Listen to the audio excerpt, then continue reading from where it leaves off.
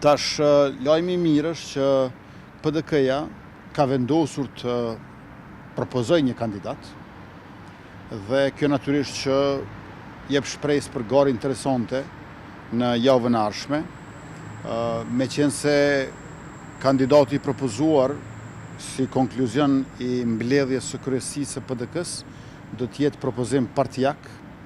Atëherë secila parti I ka propozimet e veta, secila parti është veçmas. Ne nuk kemi arritur që të kemi një kandidat si do të ishte konsenzual, së paku ju deri më tani, I cili do të shkonte përtej propozimeve partijake. Por meqense kryesia e PDK-s insiston në propozime të partive, atëherë siç është Bedri Hamza, kryetari I PDK-s, edhe unë jam kryetari I Lëvizjes Vetëvendosje.